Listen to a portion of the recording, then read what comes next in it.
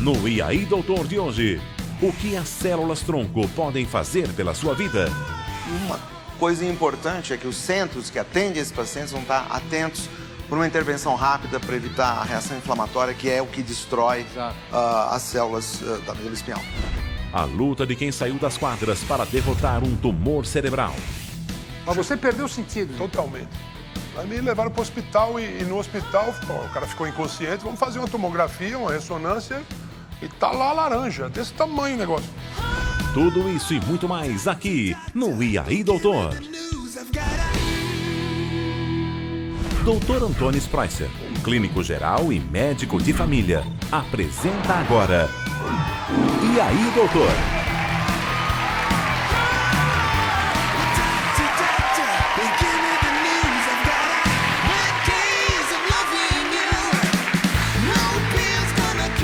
Espero que vocês estejam prontos para ouvir dicas que vão mudar o seu cotidiano.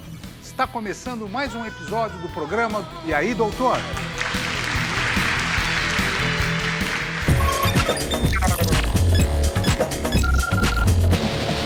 Aqui no programa, ninguém fica com dúvida.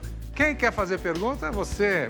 Doutor, eu tenho tido muitas dores aqui nos calcanhares. Eu gostaria de saber o que eu faço para eliminar. O grande problema é que você pode estar fazendo atividades que você não esteja preparada. Por exemplo, correr muito, saltar bastante, andar longas distâncias, ficar muito tempo em pé. O que acontece? Os ossos, eles podem começar a ficar muito rarefeitos, ter um pouquinho de fratura, chamada microfratura. Muitas vezes também os ligamentos podem ter problema. Então, às vezes você pode ter estiramento de ligamento, tendinite. Essa região do pé é muito cheia de vascularização e componentes que podem inflamar com muita facilidade. Procure o seu ortopedista que você vai ter uma resposta mais objetiva. Obrigado. Quem mais da plateia? Você, qual é o seu nome? Vivian, qual a sua pergunta? Eu gostaria de saber o que é fibromialgia crônica. A fibromialgia é uma doença do corpo humano caracterizada por dores. E essas dores são progressivas. Elas começam no rosto, para o pescoço, para o tronco, pode dar nas costas. Nós tivemos já um programa sobre fibromialgia, onde a gente conversou bastante sobre isso. Fibromialgia não tinha cura. É uma doença que vem crônica, mas hoje em dia existem alguns medicamentos à base de pregabalina que ajudam muito a tirar a dor desses pacientes. Mas lembre-se, a fibromialgia, para não ficar crônica, você tem que mudar seu estilo de vida. Atividade física, nutrição, dormir bem à noite, ter amigos, ajuda bastante. Ok? Obrigado.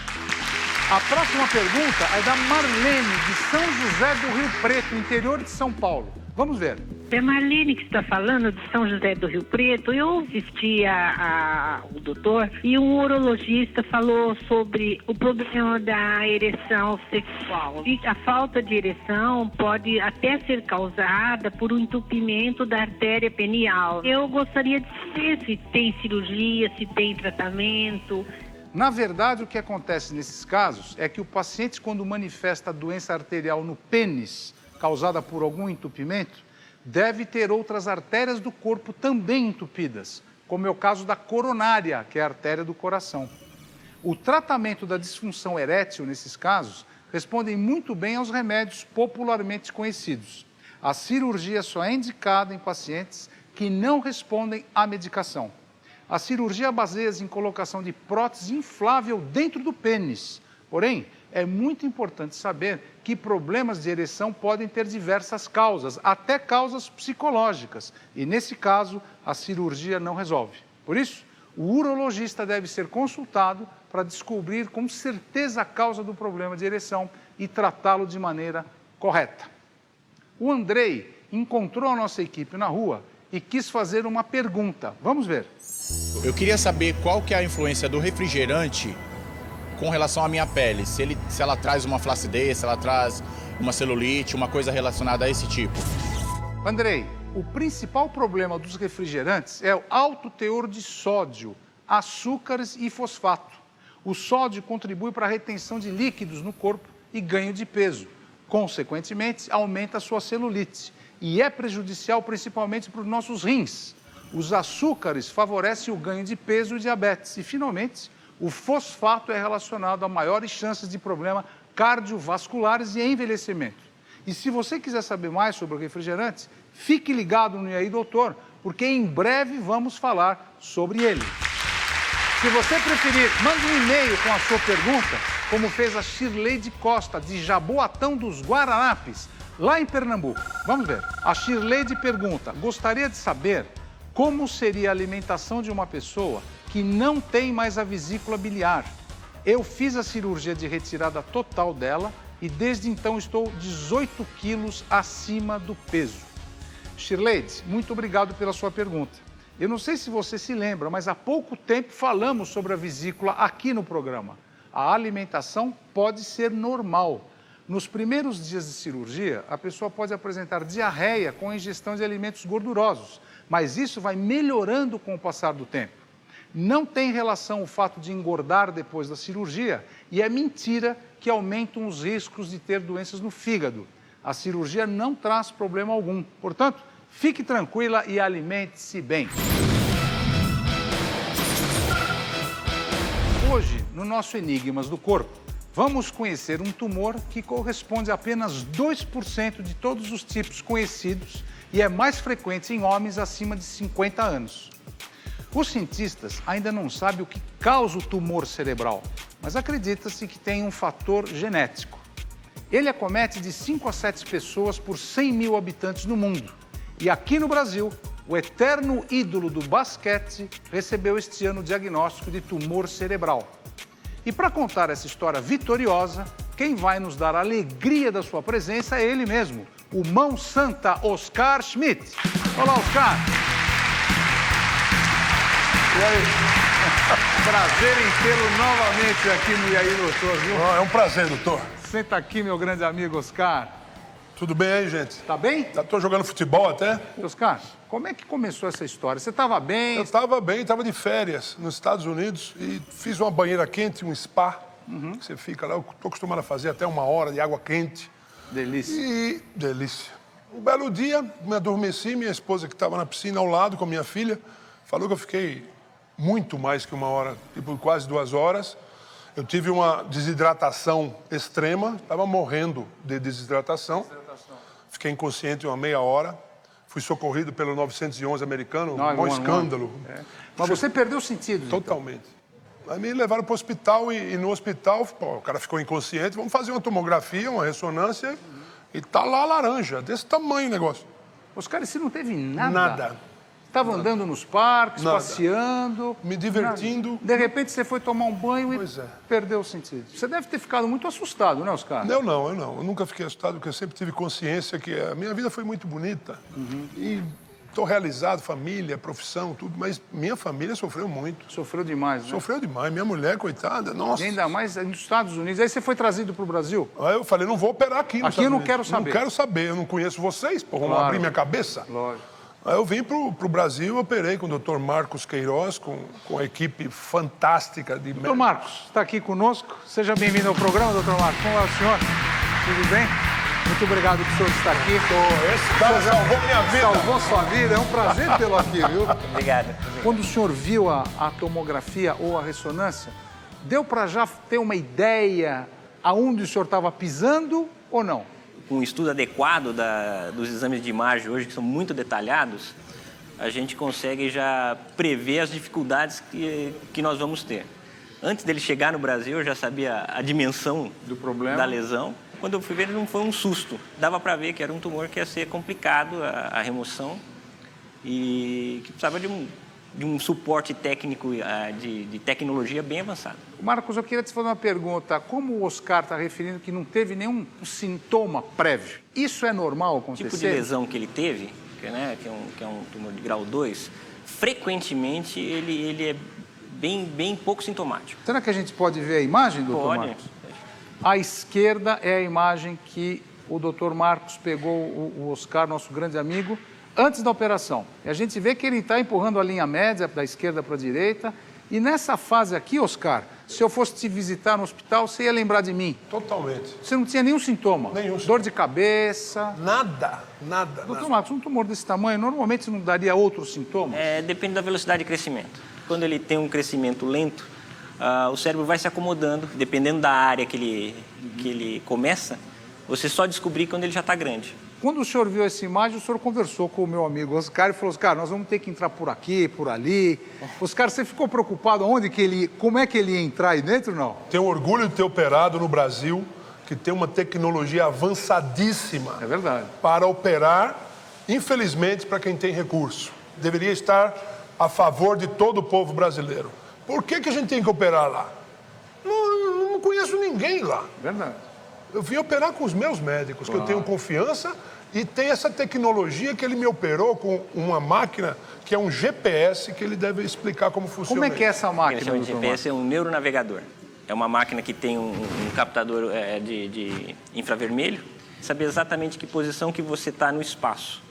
Você calibra esse neuronavegador com a ressonância pré-operatória. Obviamente, a cabeça tem que estar firme, fixa. Mais 3 buracos, né? 2 aqui e um outro lá para a cabeça não mexer nada. Para ficar fixa, né, Oscar? E com esse aparelho, o Dr. Marcos, ele mapeia a região do tumor, não é isso, Dr. Marcos? Aí sim ele abre e com esse navegador, o Dr. Marcos, com certeza, milimétrica, vamos chega lá. Simplificar, vamos ver aqui minha cicatriz. Minha cicatriz é de orelha a orelha. O Dr. Marcos pegou o bisturi, ó, fez isso aqui, ó, tá vendo? Isso aqui é para tirar a pele. Aí ele teve que furar o osso, porque o Oscar tem osso, o meu é duro, imagina o dele.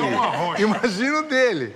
E aí entrou dentro do cérebro. E quem está em casa, doutor Marcos, quer saber como é que o senhor remove isso? Pega uma colher, como que é? Com a mão mesmo. Com a mão. O cérebro é um órgão que a gente não pode afastar ele da frente, tirar o tumor e devolver ele para o lugar. Exatamente. Esse pedaço que você tirou da frente e devolve para o lugar não funciona mais. Tem um aspirador ultrassônico, que emite um ultrassom, que vai quebrando o tecido onde ele está encostado e com isso ele vai removendo mais fácil sem precisar ficar tracionando o tecido. Quanto tempo você achava, Oscar, que ia demorar esse ato cirúrgico? Minha mulher muito preocupada. Lógico, é. Quando soube do tempo, que vai ser mais de 7 horas a operação. Ela falou, mas tudo isso... Falou, mas se for menos é porque não deu certo. Você acordou na UTI, Oscar? Eu acordei lá na sala. Lá na sala? Na sala, fui para UTI. Foi para UTI. Mas acordei já bem demais. Já queria jogar, né? Já queria. O que eu tô fazendo aqui? Só tinha muita dor. Então, Claro. eu tomei morfina muitas vezes, que a morfina é um remédio impressionante. E 30 segundos depois você não tem mais dor Tira e queda, né? Impressionante. A imagem da direita é o cérebro do Oscar já, graças a Deus, sem esse tumor aí que estava atormentando a vida do meu amigo aí. Espinhazinha. Tirou. E agora, os cuidados que o Oscar tem agora aqui no Brasil, com você. O que vocês estão fazendo agora? Espera pelo menos uma cicatriz óssea aí em torno de 3 meses. Né? A parte interna também, o cérebro vai se reacomodar naquele espaço. Ele fica um pouco mais suscetível a desenvolver crises convulsivas. Então, de rotina, a gente deixa um anticonvulsivante. E você, como é que se sente agora no pós-operatório? Eu me sinto bem. Dorme bem? Durmo bem, Vamos já joguei lembrar futebol. desse momento especial do Ei Doutor, que nós estamos fazendo agora com seu grande amigo, Dr. Marcos. Salvou minha Todos vida. nós estamos orgulhosos de tê-lo como brasileiro. Obrigado. Eu sou um fã porque eu já tenho idade, eu estou com quase 60 anos, eu vi muito você jogar bola. E todos nós da plateia, do Brasil, que estão vendo agora, gostaríamos de dar os parabéns a você, Monsanto. Obrigado. Que você venceu mais uma na sua vida e continue assim. Muito obrigado, Oscar. Dr. Marcos, muito obrigado pela sua presença no programa. Obrigado. Nos últimos anos, cientistas anunciaram uma descoberta que promete revolucionar a medicina moderna. Eles acreditam que algumas células presentes no nosso corpo poderiam ser usadas para trazer a cura de doenças como Parkinson, Alzheimer e muitas outras. Hoje você vai entender como as células-tronco podem mudar a forma como tratamos as doenças. Mas afinal, o que são essas células-tronco? Eu vou explicar. O nosso corpo é composto por vários órgãos e tecidos, como por exemplo, nós temos o pulmão, o estômago, os intestinos, o cérebro. O pulmão tem células que se desencadeiam para formar a função respiratória. O estômago tem várias células que fazem a função do estômago, mas todas as células do nosso corpo tiveram uma mãe, tiveram uma célula formada pelo desenvolvimento do ovo dentro do útero. Na hora da fecundação, houve a formação do zigoto, que foi para a mórula, que foi para o blastocisto, Se nós continuarmos aqui nesse desenvolvimento, nós vamos formar o feto. E estas células, depois do blastocito, estas células redondas que vocês estão vendo, são chamadas células-tronco. E essas células-tronco é que podem dar origem a várias células do corpo humano. E elas mesmas, entre elas, podem se reproduzir e formar outras células-tronco. O Dr. Carlos Moreira é pesquisador e responsável pelo projeto Genoma, do Instituto da Criança do Hospital das Clínicas da Universidade de São Paulo. E ele está aqui e vai me ajudar a falar sobre esse assunto. Seja bem-vindo, Dr. Carlos. Como vai o senhor? Tudo bem? Prazer em recebê-lo aqui no nosso programa. Está com você. Carlos, conta pra gente aqui uma coisa. Essas células-tronco, elas podem se diferenciar nessas outras do corpo humano, formando aqui essas outras. Sim. Quando a gente pega essa célula aqui no começo, no embrião, e se a gente tem um coração doente, por exemplo, eu vou mostrar aqui um pulmão. Se a gente pega um tecido pulmonar doente, e se eu injetar, grosseiramente falando, essa célula-tronco nesse pulmão, isso pode resolver o problema do pulmão? Ainda não. Ainda não? Ainda não. Mas já há terapias importantes com célula-tronco. A mais importante de todas, usa uma célula simples de se obter, do cordão umbilical. O cordão umbilical. E isso a gente está usando para substituir o transplante de medula óssea. É difícil conseguir medula óssea compatível para um transplante. Você sabe, tem casos na mídia. Claro. A célula do cordão umbilical, ela é muito mais aceita, ela dá menos rejeição, ela é abundante, ela pode ser guardada em bancos. O Brasil tem um banco nacional, que se chama Brasil Cort, ligado à rede mundial de bancos de célula-tronco. Então, isso já é uma realidade no nosso país. Carlos, outra pergunta. Se nós pegarmos uma célula dessa aqui, como você acabou de falar, no cordão umbilical, por que não funciona direito se a gente colocar num coração doente, por exemplo? Qual é a dificuldade? Esse trabalho já foi feito não só com células de cordão umbilical, mas como células da medula óssea. Da medula mesmo? Elas induzem outras células que existem no tecido cardíaco a reparar o tecido cardíaco após um infarto, por exemplo, ou em certas condições, em certas insuficiências cardíacas. E por que Só que que não... a gente ainda não tem uma reprodutibilidade disso. Então, muito provavelmente, na prática, na terapia, nós vamos usar células-tronco e determinadas drogas que estão sendo descobertas que vão ajudar esse trabalho a ser feito. Entendi. Nós temos células-tronco em todos os nossos tecidos, no nosso músculo, no nosso cérebro. Elas são nossas aliadas, às vezes nossas inimigas. Nós também temos em tumores. E aí nós estamos aprendendo a destruí-las. Então, em medicina, hoje, tem gente trabalhando para transformar essas células em tecidos e regenerar tecidos, é o que a gente chama de medicina regenerativa. E tem outros, na área de oncologia, descobrindo como exterminar essas células nos tumores. Como anda a pesquisa em célula-tronco em doença de Alzheimer e Parkinson? Isso é um sonho muito distante ou está chegando perto? É mais distante do que nós conversamos agora, mas por uma razão. Nós ainda não sabemos o que provoca a doença, o que causa a doença de Parkinson, o que causa, qual é o mecanismo. Então, eu colocar uma célula sadia num ambiente que está alterado, ela também vai ficar doente, primeira coisa. Entendi. Segunda coisa, aí você trabalha com uma fiação aqui, com os nossos circuitos, que nós não sabemos colocar uma célula-tronco para formar um circuito neuronal, uma fiação que funcione. É muito mais provável que você ainda tenha um curto-circuito. Enquanto a gente não dominar essas duas coisas, eliminar um ambiente não sadio que faz as células neuronais ficarem doentes e saber como colocar novas e fazer as conexões necessárias, vai demorar um tempo. Esse é o desafio. Carlos, queria te agradecer um minutinho, porque agora nós vamos conhecer a história do Thales Nóbrega Lombardi. Há 4 anos ele sofreu um acidente que o deixou paraplégico, mas encontrou na terapia com células-tronco uma nova esperança. Vamos ver.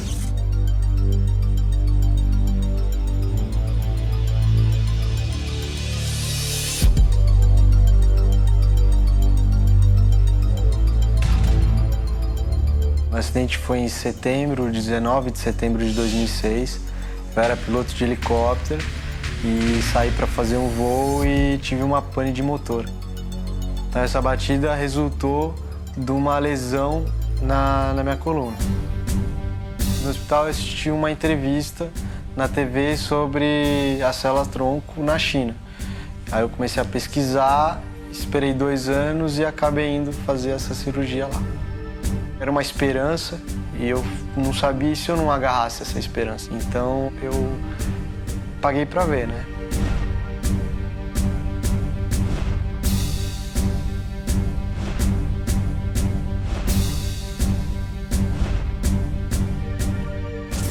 Thales, obrigado que você aceitou o nosso convite e veio abrir sua vida aqui pra gente. Obrigado. Você teve um acidente? Eu consegui fazer um pouso forçado, mas na queda eu tive uma compressão medular. Medular. Como sequela, você ficou paraplégico. Sim. O que você foi fazer na China? Como que você descobriu que na China estavam fazendo transplante de células-tronco? Logo que eu cheguei no hospital de reabilitação em Brasília, né, eu assisti uma reportagem na televisão de algumas pessoas que estavam indo para a China fazer essa terapia nova e experimental. E após 2 anos eu decidi começar a pesquisar e procurar. Então eu pesquisei durante quase 6 meses, 1 ano, conversei com muitas pessoas que foram. Mas, Thales, você foi guiado por algum profissional da área? Não. Algum neurocirurgião, um neurologista, um clínico? Não, só os médicos da China. Só de lá? Só de lá. Você teve coragem, hein, Thales? Eles me mandaram uma relação de exames que eu deveria fazer. Eu fiz os exames nos hospitais aqui em São Paulo e enviei para eles. Doutor Carlos, nesses casos de trauma raquimedular, China está fazendo transplante de célula-tronco mais do que o Brasil? Bem, eu não sei exatamente o que foi feito com ele, mas você sabe, isso é como um cabo de telefone, né? Para a nossa plateia entender.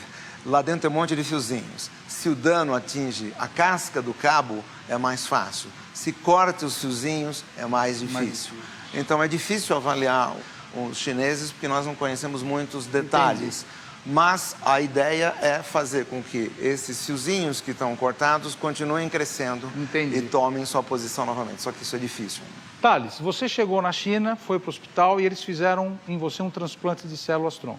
Eu fiquei, na primeira semana, eu passei por mais uma bateria de exames lá inclusive com médicos não só chineses, e aí fiz o transplante, né? E lá você ficou quantos dias na China? Fiquei 30 dias. Você sentiu alguma diferença em termos de sensibilidade, de motricidade? Ou seja, você começou a mexer as pernas, sentir mais ou não teve nenhuma diferença?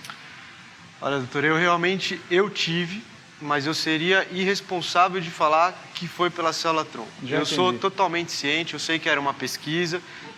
Realmente eu fiz a cirurgia numa segunda-feira de manhã. Eu retornei para o quarto cerca de 1 hora, 2 horas da tarde. E já estava um pouco acordado depois da anestesia. E foram feitos alguns testes. Nesses testes, eu tive uma pequena melhora de sensibilidade que eu não havia, que era do joelho para baixo. Entendi. Que eu não tinha. No dia seguinte eu já estava fazendo uma fisioterapia e 1 semana depois eu tive uma melhora na força dos músculos que eu já tinha na perna, né? Tive um aparecimento de poucas contrações musculares controláveis por mim, que eu não tinha, e tive uma melhora na sensibilidade na parte, né, do joelho para baixo nos pés. Assim. Bom, Thales, 2 anos e meio já se passaram. Isso. Você pretende fazer mais algum tipo de terapia na China? Você tem um médico aqui no Brasil? Aqui no Brasil. E o que vocês estão combinando? Você quer... Que tipo de objetivo vocês estão traçando agora? Olha, para a China, eu realmente não pretendo voltar. Não que eu não tenha gostado ou não tenha sido bom para mim. Foi bom por várias razões. Mas eu acompanho muito a evolução que sai na internet, sai na TV sobre células-tronco e acompanho o que sai na mídia sobre as pesquisas que estão sendo divulgadas, tanto em São Paulo, na Bahia, em Ribeirão Preto, que existem vários centros grandes. Carlos, no Brasil, tem algum tipo de coisa já em funcionamento ou não? Foram conduzidos alguns estudos desse tipo no Hospital das Clínicas, provavelmente vão ser retomados. Existe um centro de terapia celular da USP em Ribeirão Preto. Apenas os protocolos em andamento, eles estão visando atender o paciente 7 a 14 dias após o trauma, e num deles, que é com uma droga nova, quer dizer, uma droga não nova, mas com uma aplicação nova, 12 horas após. Então, uma coisa importante é que os centros que atendem esses pacientes vão estar atentos por uma intervenção rápida para evitar a reação inflamatória, que é o que destrói as células da medula espinhal. O Thales, você, por exemplo, você empregou a célula-tronco 2 anos depois do teu trauma. Mas eu tive atendimento de emergência, eu tive a sorte de ter sido muito bom. Então eu sofri um acidente 6h30 da manhã, 5 horas da tarde eu estava na mesa de cirurgia, já tomando os anti-inflamatórios fortíssimos. Mas conheço muita gente que ficou dias mesmo. Lógico, é o que a gente conhece também sobre isso, né? Bem, e de que forma as pessoas podem se inscrever nessas pesquisas, hein, doutor Carlos? Bom, elas são anunciadas publicamente quando se abre um protocolo no mapa. Isso é anunciado por rádio, por pela TV, mídia. pela mídia, é bastante anunciado. Hoje no Brasil, o que é permitido e o que não é permitido, Carlos? Hoje, as terapias que nós desenvolvemos experimentalmente no Brasil são com células-tronco adultas, não embrionárias, e, aliás, esse não vai ser mais um problema, porque você pode gerá-las a partir até de pele hoje em dia. Então, aquele problema da célula-tronco embrionária se resolveu por si, digamos assim, e terapias desse tipo são conduzidas em protocolos experimentais, como os de cardiologia, nós temos e temos em ortopedia coisas interessantes, isso sim já em prática clínica, de reconstrução de cartilagem. Reconstrução de cartilagem. Da Unicamp, da Escola Paulista, da USP. Essa é uma área, assim como o uso dela para substituir o transplante de medula, que isso já é uma rotina. Entendi. E na ortopedia, já para esse tipo de finalidade, já passou da fase experimental. E as outras todas em cardiologia estão ainda em fase experimental. Esse tratamento que você fez na China, Sim. O que mudou para você? Atividade física, a motricidade, eu tive muito poucos ganhos. Mas para quem está numa situação, de repente, como eu estava, uma mexidinha no dedinho já é muito. Então, eu fiquei muito feliz de ter ido. Ótimo. E torço agora, aqui no Brasil, não só por mim, mas por pessoas que têm uma dificuldade muito maior, tetraplégico, Alzheimer, esclerose múltipla. Então, eu torço para que essa célula venha aí para ajudar todos. Para ajudar todo mundo. Carlos, finalmente uma palavra de otimismo para as pessoas que estão vendo esse nosso programa. Com o avanço das pesquisas, vai se chegar a um uso terapêutico eficiente de células-tronco, provavelmente conjugado com outros recursos, com novas drogas, com moldes que nós usamos, que vão ser usados para certos tecidos. Então, é preciso que as pessoas esperem um pouco, mas os avanços que ocorrem na área de pesquisa, eles vão se traduzir em aplicações terapêuticas, alguns em poucos anos, alguns, como nós conversamos, Parkinson, Alzheimer, talvez nós ainda tenhamos quase uma década pela frente, mas logo mais isso já estaria passado. Tá? E aí, doutor, agradece a vocês a presença. Muito obrigado, Thales. Carlos, muito obrigado pela sua participação. Obrigado.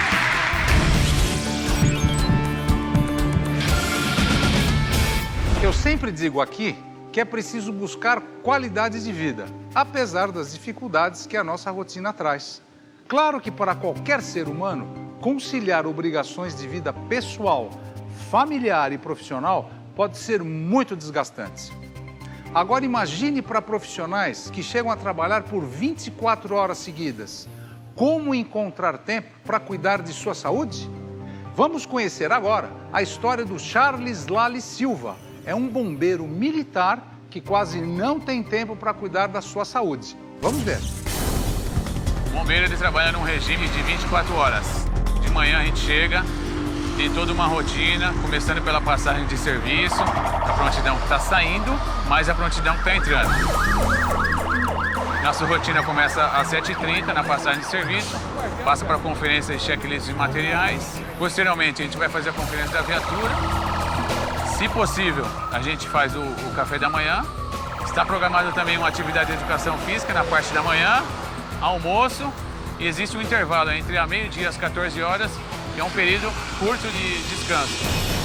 Um pouco mais à tarde, também para uma prática desportiva, limpeza de quartel em alguns dias, finalizando às 22 horas com horário de silêncio. Policiais militares que ficam de sentinela de permanência na guarda do quartel e o restante do efetivo no aguardo da chamada emergência. A gente acaba sacrificando nossos horários. Sabe que tem que se alimentar de uma maneira correta, porém, devido ao trabalho nosso emergencial, a gente não consegue substituir a alimentação, principalmente por líquido, que não pode deixar de tomar líquido, sacrifica esse horário de alimentação ou até mesmo horário de descanso, né? Sobressaem em determinados horários, então a gente não consegue ter o descanso necessário. Consequentemente, pela manhã você ainda sente um cansaço ao acordar. Procura ter um horário de descanso de 6 a 8 horas. Raramente a gente consegue isso.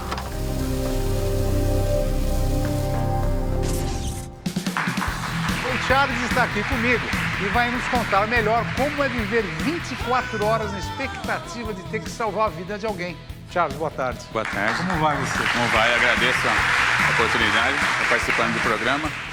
É difícil, né? O dia a dia nosso é complicado, 24 horas corridas. Tem dias que são bem tranquilos, mas a grande maioria deles é bem complicado. É bem complicado, né, Charles? Você trabalha 24 horas. Nossa jornada é 24 horas por 40 horas de descanso. 48 horas você descansa depois? Entre aspas. Entre aspas. Mas nunca acaba descansando, né? Nunca acaba descansando. Bom, nesses 10 anos de profissão, assim, o que mais me prejudicou... A gente vai sentindo o dia a dia o cansaço, né? A falta de dormir no horário correto. Acho que envelhece também mais a gente no A gente vai sentindo essa mudança no organismo. Assim, doenças assim não. Eu peguei infecções do fato de atender na ocorrência, em contato com água contaminada, isso. E aí assim, você doenças, pega... assim, até agora, graças a Deus, nunca E você adquiri. se alimenta muito bem? Mais em casa, né? Charles, qual é a parte mais difícil que você tem que enfrentar no dia a dia como bombeiro, como uma pessoa que atende chamados? Naquele dia que está estresse total, com muita ocorrência, acho que o cansaço, né? O cansaço, o sono chega, a fome chega, só que a gente não consegue se alimentar, então tem que arrancar força e segurar até outro dia. E na folga tua, você consegue compensar isso ou não? Muitas das vezes eu consigo, muitas das vezes não. E tem atividade sim, ajudo bastante em casa também, como tem criança, ajudo minha esposa e tem os demais deveres, né? Então não tem jeito, a gente não consegue descansar. Agora eu queria que você fosse sincero para mim. Você já pensou em trocar essa tua atividade aí alguma vez? Em momento algum passou isso pela minha cabeça. Viu? Não, né? A gente gosta, né? A gente gosta, não tem jeito. Acho que se fosse eu trabalhar atrás de uma mesa, eu nem conseguiria. Bom, Charles, chegou o momento mais importante agora. Maravilha. Sabe qual é? É o momento que eu vou te colocar no tubo da realidade e ele vai dizer pra gente se você tá bem, se você tá mal, se você tá mais velho do que devia. Vamos lá? Tá preparado para esse desafio? Preparadíssimo. Vem aqui, meu amigo. Vamos lá, então. Vamos pro tubo da realidade. Vamos ver como é que você está. E vamos dar uma espiadinha. Vamos ver. Eu quero a realidade agora. Por favor, Charles, vem comigo aqui. Vamos ver seus números. Olha, teu peso, 80 quilos. Você tem a circunferência abdominal de 89 centímetros. Isso é bom. Você está tudo em ordem aqui. Horas de sono, média, 6 horas. Está dormindo pouco. Esse sono teu podia estar melhor aí, umas 8 horas. 2 horas de diferença já faz muito sentido no corpo humano. Repercute muito nas nossas células, no cérebro, você sabe disso. Sim. Mas o que interessa também pra gente, Charles, é a diferença da sua idade cronológica, que é a idade que você nasceu, que você tem no RG, quantos anos você tem, da sua idade biológica, que é aquela que o teu corpo sente, aquele que teu corpo mostra. Vamos ver? Tua idade cronológica é 32 anos, confere? Sim. E a tua idade biológica, que é a idade que interessa muito pra gente em termos de qualidade de vida, é 36 anos. Você está 4 anos acima do que você deveria estar. Bem, mas isso daqui, Charles, a gente tem que levar em consideração o quê? Estresse, horas de sono, atividade física que você pratica, mas às vezes não é uma atividade física metódica, a saúde dos seus filhos, a preocupação que você tem no teu dia a dia. E uma coisa interessante, Charles, as últimas pesquisas que a gente estuda relacionam muito o que você come e como você fica. Isso é muito importante. E agora aqui para o nosso programa é muito importante a gente vê-lo como um todo. Eu gostaria que você me acompanhasse um pouquinho, Charles. Vamos ver? Você fica desse meu lado esquerdo, por favor. Então, o programa do E aí, Doutor, separou para você hoje 4 kits. E esses 4 kits, eles existem para você levar mesmo, para você usar esses 4 kits. Pode levar no carro, na sua casa, no seu trabalho, principalmente nas horas que você trabalha. Lembra, Charles, se alimentar a cada 3 horas parece impossível, mas não é impossível. Dá para fazer. Vamos começar com o kit número 1. Fruta seca. A fruta seca tem carboidrato, vitamina e sais minerais. E você, além de você comer as frutas frescas, você pode tomar também um suco de fruta. Então, além da fruta seca, o suco vai te hidratar, vai te manter mais ativo e vai diminuir, sabe a quê? Aquela fome que você tem voraz. O kit número 2 são barras energéticas, barras de cereais que vão dar para você fibra. A gente não pode esquecer que o intestino tem que funcionar. Então, ele tem fibra, vitaminas, sais minerais e acompanhado também, Charles, de um suco para você se hidratar. Esse suco vai te dar hidratação também e vai funcionar o rim e vai funcionar o intestino. Esse aqui é o kit número 2. Agora nós vamos para o kit número 3. Olha que coisa interessante. Lembra, comer a cada 3 horas. Esse sanduíche aqui é grande. Olha como é que ele faz, olha. Pão integral, peito de peru e queijo branco. O que você acha que tem o pão integral? Fibra, carboidrato. E o que tem o peito de peru, por exemplo, e o queijo branco? Proteína. Proteínas, não é? Exato. E a proteína para vocês é muito importante para o trabalho. E sempre associar com também suco de fruta para hidratar e ficar bem. Maravilha. Agora, o último kit eu acho que você vai gostar. É o nosso 4º kit. Sabe o que é? Dá briga em casa. Tem briga lá? Tem briga. Tuas filhas gostam? Quantos filhos filhos você tem? 2 filhos. 2 filhos. Eles gostam de chocolate? Bastante. E a mulher também dá. Só que esses chocolates aqui é um chocolate escuro. É aquele chocolate amargo que tem 70% de cacau. Ele é antioxidante, tem vitamina e vai te fazer bem também. Charles, você achou difícil? Ó, 4 kits para você. Não. A cada 3 horas. Sucesso, ó. Sucesso para você. Absoluto. E ficar forte, ó. Sim. Aí, aqueles 36 anos lá vão começar a diminuir. E uma outra coisa importante, como você trabalha em turnos de 24 horas, durante um dia você não pode dormir. Você pode ficar dormindo 3 da manhã, 4, às vezes tem chamado. Exato. Não é verdade? A partir das 22 que é o horário de silêncio. Então, e aí o que acontece? Mas você precisa dormir bem nas 48 horas de folga. Para recuperar a energia e disposição que você perdeu nos plantões, são recomendadas 9 horas de sono. Assim, você vai estar bem disposto e alerta para desenvolver as suas atividades diárias. Você acha que dá para fazer esse plano alimentar aqui cada 3 horas, Charles? Olha aí, ó. Não é difícil, né? Não é difícil. Você manda um abraço pro teu grupo lá. Fala que aí, doutor, mandou um abraço grande para todo mundo. Eu vou levar um abraço. Sucesso. Agradeço. E muito obrigado pela sua participação. Obrigado, viu? Obrigado, Charles.